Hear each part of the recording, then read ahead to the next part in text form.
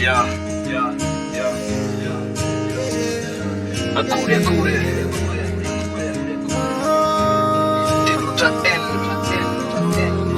PK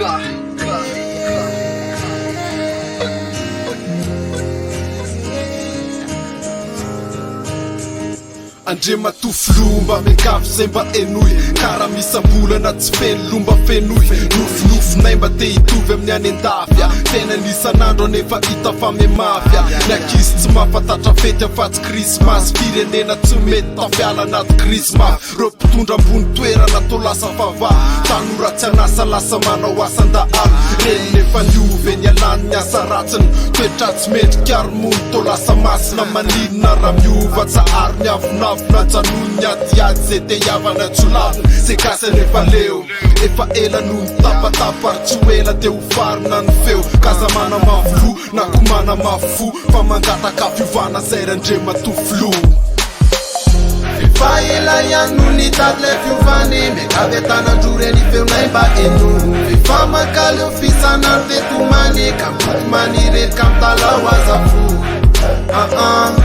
mba te hianany zahay fanta fatsika kasikara fa tsy an'olo ny ray Andreo matofilo isan'andro zay to lasa mandinika hoe mbola misy miainy ve zay de vahoaka mandinika fa hoe maninona le gasy miaina anaty aizy izy avy nametraka ny safidiny ray faizy ty madagasikara kely efa mitady isy mba masoandro miratra tisy le hoe fity mifamary mitondra mafy loto tita zay mba hoetiny miala anakato te ambotepina malagasy mba mlevitra anazy hoe angay leso mbola tsisy le fiovana fa vo may mapiesy aza raisina hoe kiana fa zay le marina le mpitondra ny ty gasikara mila narina anarina ny fadisony mba iandrandra fandrosony mba ahazo fandreseny gasikara maomeny anjakany fitiavatena andre matovilo milanao zay mba teno feno fahendrena fa ela ihany no nitady le fiovany miangavy atanandro reny feonay mba eno efa makaly eo fisanandro tetomany ka mboty manirerika mitalao azafo mba te hianany zahay fanta fatsika kasikara fa tsy an'olo ny ray fa ela ihany no nitady le fiovany miangavy atanandro reny feonay mba enoy efa makaly eo fisanandro tetomany ka mboty manirerika mitalao azafoy mba te hianany zahay fanta